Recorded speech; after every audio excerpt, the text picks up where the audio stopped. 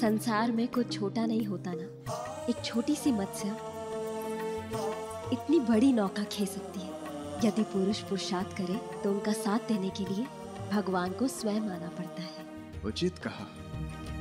इस संसार में यदि कुछ बड़ा है तो वो कर्म है, और मनुष्य यदि अपना कर्म धर्म से निभाएगा तो ईश्वर को अपना कर्म करने आना ही होगा। इस अवतार से मैंने संसार को यही सीख दी है। संसार को सीख देने के लिए आपने अवतार लिया, किंतु आप तो सदैव मेरे साथ रहते हैं, तो फिर आपने मेरी वास्तविकता क्यों नहीं बताई? क्यों नहीं बताया मुझे कि मैं अष्ट लक्ष्मी हूँ? यदि वास्तविकता दूसरों से जानने को मिले तो वो भुलाई जा सकती है। स्वयं वास्तविकता खोजने पर वे सदैव स्मरण रहती है देवी। तो इस प्रकार इस अवतार गाथा का अंत हुआ। तुम्हें स्मरण है न सृष्टि, मैंने तुम्हें कहा था एक का अंत दूसरे का प्रारंभ होता है।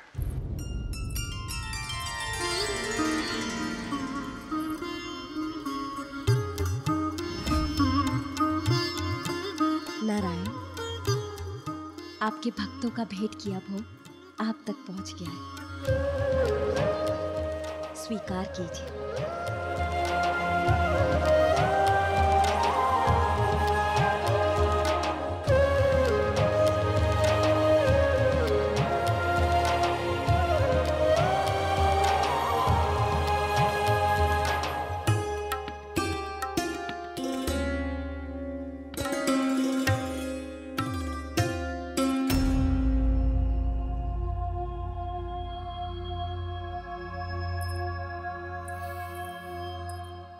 आपके भक्त कितने भोले हैं, पत्ते अर्पित कर दिए। अब भक्तों ने दिए हैं तो ग्रहण तो करने ही होंगे ना? नहीं नहीं, मैं ये पत्ते आपको नहीं खाने दूंगी। मैं इन पत्तों को समुद्र में अर्पित कर देती हूँ।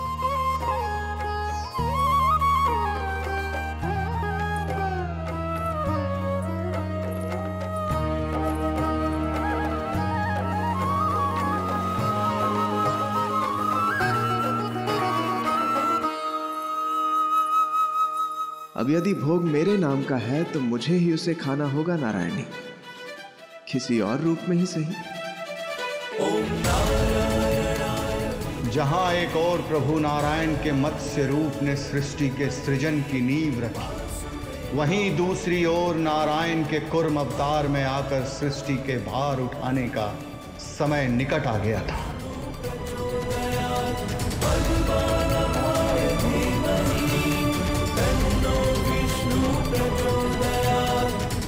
क्या हुआ?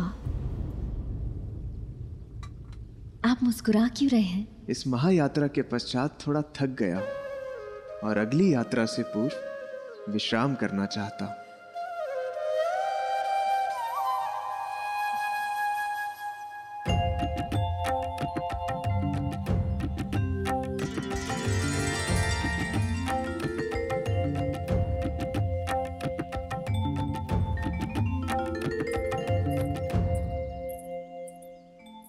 ब्रह्मदेव, वेद सुरक्षित हो गए, जीवन धारा का नव निर्माण भी हो गया। प्रभु नारायण ने मत्स्य अवतार लेकर संसार में धर्म की स्थापना भी कर दी। तो उन्हें और अवतार लेने की क्या आवश्यकता आई?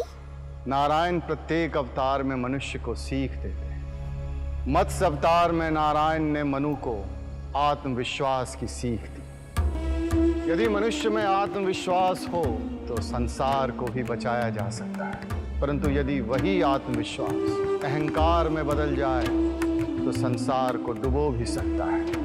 नारायण इस अवतार में अहंकार के विषय में ही मनुष्य जाति को सीख देने वाले थे, जिस अहंकार से देव और दानव दोनों ग्रसित थे। देव और दानव दोनों ही अपने महत्व को ढूंढ रहे थे, दोनों ही शक्तिशाली कहलाना चाहते थे। अपने वर्चस्व, अपने अहंकार और अपने महत्व की स्थापना के लिए देवों और दानवों में कई बार युद्ध हुए, परंतु देवों के साथ नारायण थे। नारायण के संरक्षण में देव सदैव विजयी रहे, संसार में संतुलन बना रहा। परंतु बलि नारायण के धर्म को पक्षपात समझ बैठा, देवों के विरुद्ध खड़ा हो गया और ईर्ष्या से ग्रसित हो गया।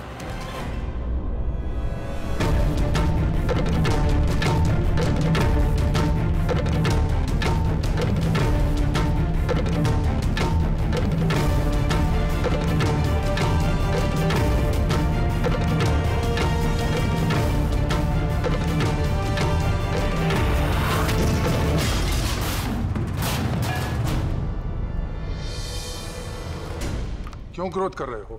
हम हर युद्ध में परास्त हो रहे हैं। मेरे सारे सैनिक मेरे सामने मृत्यु को प्राप्त हो रहे हैं और मैं कुछ नहीं कर पा रहा हूं।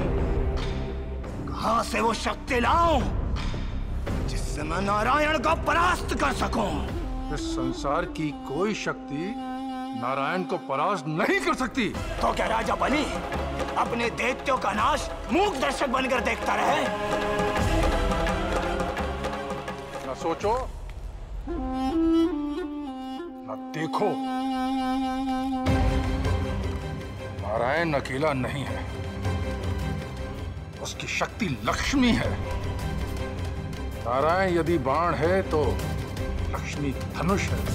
दैत्यों पर चलित बाण को धनुष से दूर कर दो। नहीं समझे? कहने का तात्पर्य है कि नारायणी से दूर होकर नारायण केवल नर मात्र बनकर रह जाएगा और केवल नर दैत्यों के सामने टिक नहीं पाएगा। परास्त करना तो बहुत दूर की बात है।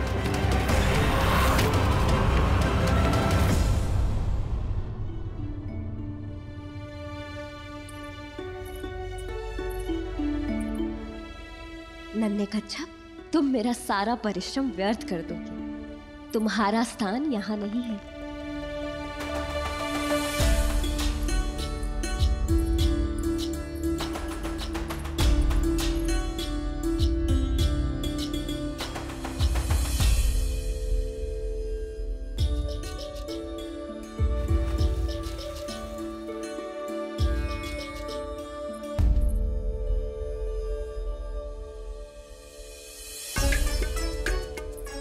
पुनः लौट आए? अवश्य, तुम नारायण के प्रिय होगी, तभी उनकी भांति मुझे सता रहे हो सकता है इसका तुम्हारे साथ कोई संबंध हो।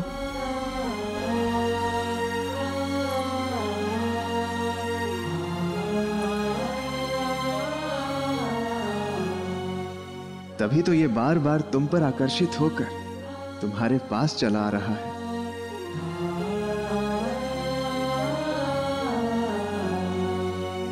नारायण, पता नहीं ये देवता और असुरों के मध्य का विवाद कब समाप्त होगा। सुख और दुख, दिन और रात की भांति असुरों और देवताओं के मध्य का ये विवाद कभी समाप्त नहीं होने वाला। नारायणी, कदाचित आप बहुत थक गए होंगे, थोड़ा विश्राम कर लीजिए। थकान तो तुम्हारा मुख देखने के पश्चात ही समाप्त हो जाती है।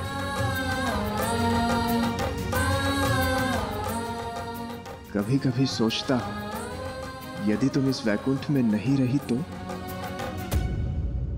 मैं क्यों नहीं रहूंगी? चंचला हो, एक स्थान पर रहना तुम्हारा स्वभाव नहीं है। यदि मैं चली गई तो आप क्या करेंगे? हो सकता है मैं कच्छप बनकर तुम्हें जल थल में ढूंढूं। यही तो इसकी विशेषता है, जल थल में विचरण कर सकता है। आपका एक गुण भी है इसमें, आप इस कच्छप के भांति है नारायण। युद्ध भूमि में कठोर प्रतीत होते हैं, किंतु भीतर से आपका हृदय अत्यंत कोमल है।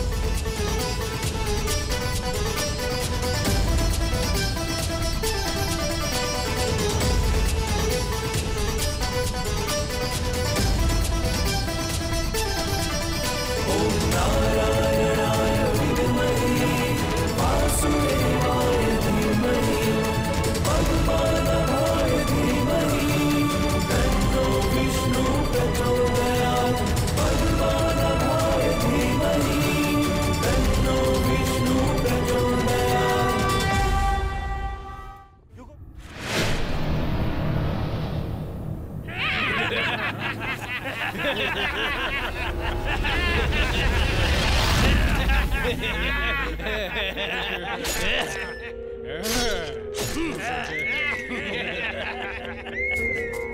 मिल गया। अति सुंदर, इसे पाकर तो मैं धनवान हो जाऊंगा।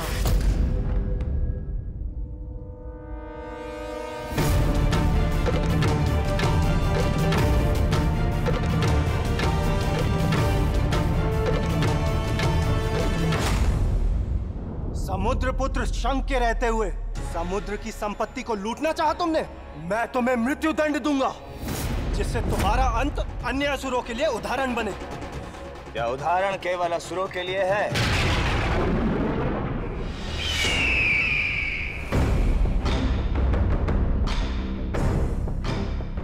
कौन हो तुम?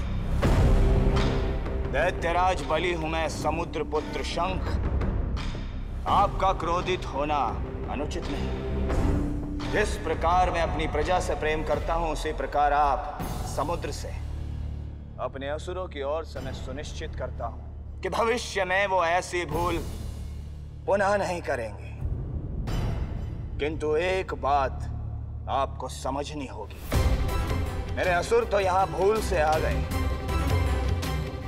पर उनका क्या जो पूर्ण अधिकारों से समुद्र में वास करते हैं, उसे मलिन करते हैं। क्या उन्हें ललकारने और दंडित करने का साहस है आप में? दंडित करना तो दूर, आप उनसे कर भी नहीं ले पाएंगे। नाम बताओ दैत्यराज। वो चाहे जो भी हो, जो भी मेरे राज्य को दूषित और मलिन करेगा, उसे उसका पश्चाताप अपने प्राणों को देकर करना पड़ेगा।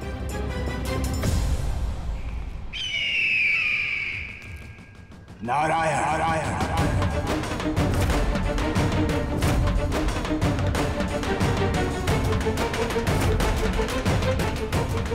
नारायण नारायण।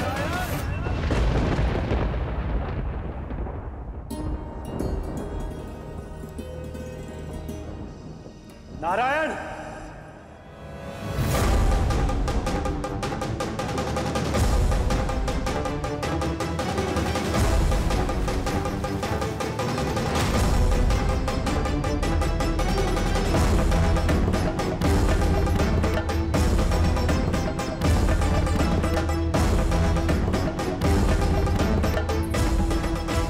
मैं समुद्रपुत्र शंख हूं। कई वर्षों से अनधिकृत रूप में आप यहां रह रहे हैं। अब कर देने का समय आ गया है। मौन रहो, नारायण निद्रा में है।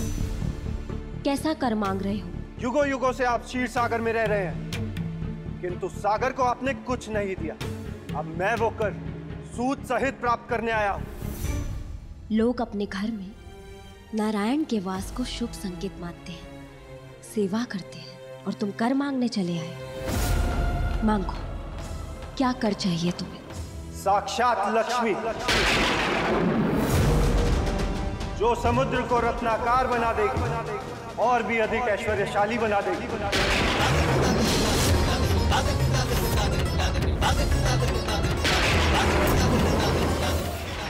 तुमने जो कहा शंख, उस पर विचार किया? जो मेरे मन में है उसे तुमने उचित सुना है नारायण। मुझे कर स्वरूप लक्ष्मी चाहिए। तुम समुद्र देव के पुत्र हो, इसीलिए मैंने तुम्हारे इस दुस्साहस पर कोई प्रतिक्रिया नहीं दी, और मैं तुम्हारी इस मूर्खता को भी क्षमा कर दूंगा। उचित होगा तुम शीघ्र ही अपने राज्य लौट जाओ। जहां मैं खड़ा हूं, यह मेरा ही राज्य है। तुम यहां रहते हो, इसलिए तुम मेरी प्रजा हो, और अपने राजा को कर देना प्रजा का कर्तव्य है। कर तो तुम्हें मुझे देना ही होगा। लक्ष्मी मेरी अर्धांगिनी है, कोई वस्तु नहीं जो कर स्वरूप में दी जाए। तुम नहीं भी दोगे तो भी मैं कर ले ही लूंगा। सावधान शंख।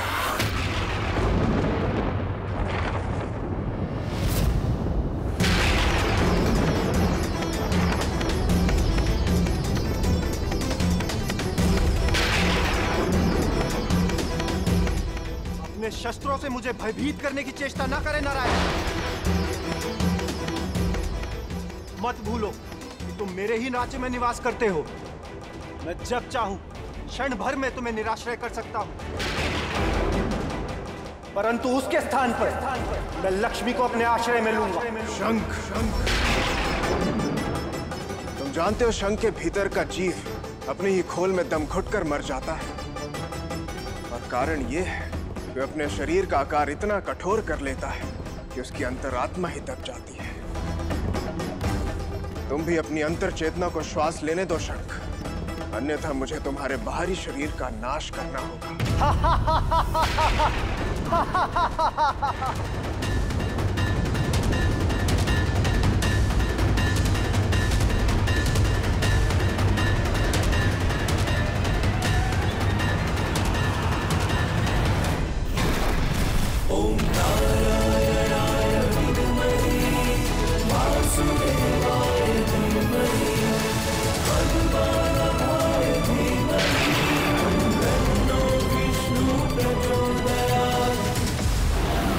ये आपने क्या किया नारायण?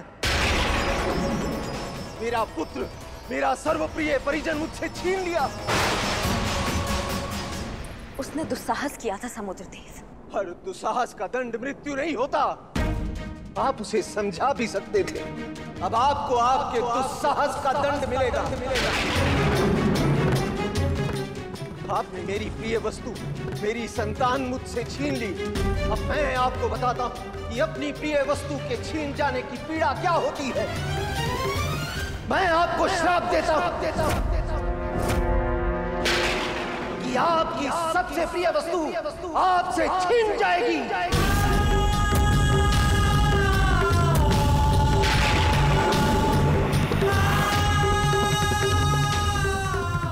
शांत हो जाइए समुद्रदेव। क्रोध बुद्धि को हर लेता है। एक क्षण शांति से विचारिए। आवेश में आकर कुछ ऐसा ना करिए जिसके कारण सभी को ग्लानि की अनुभूति हो। कर्मों का कर्म फल प्रत्येक को भोगना पड़ता है, यही सीख देते हैं ना नारायण। अब उन्हें अपनी इसी सीख के साथ जीना होगा।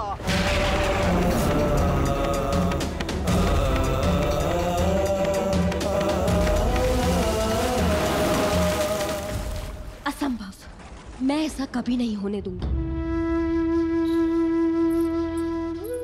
नारायण, आपकी सबसे प्रिय वस्तु क्या है वो? मुझे बताइए ना, मैं रक्षा करूंगी।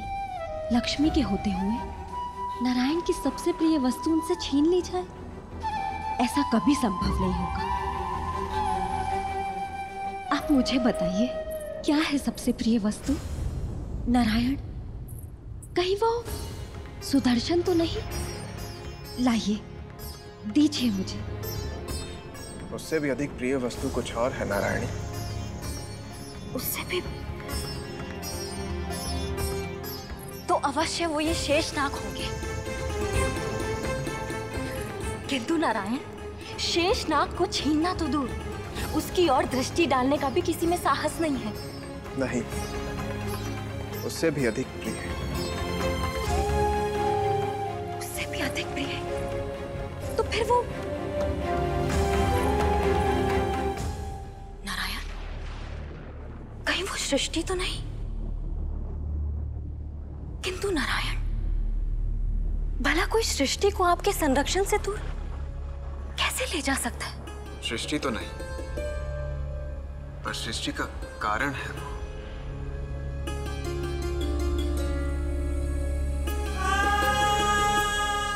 नारायण, ये समय पहेली बुझाने का नहीं है।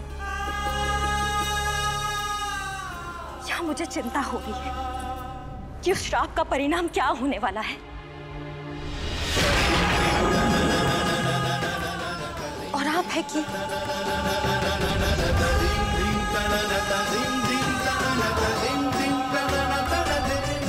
कल के परिणाम की चिंता से आज का कर्म नहीं छोड़ सकते नारायणी। इंद्रदेव के विजय उत्सव में भाग लेने का समय हो चुका है। नारायण, कुछ तो है जो आप मुझसे छिपा रहे हैं। कदाचित कुछ तो अनिष्ट होने वाला है।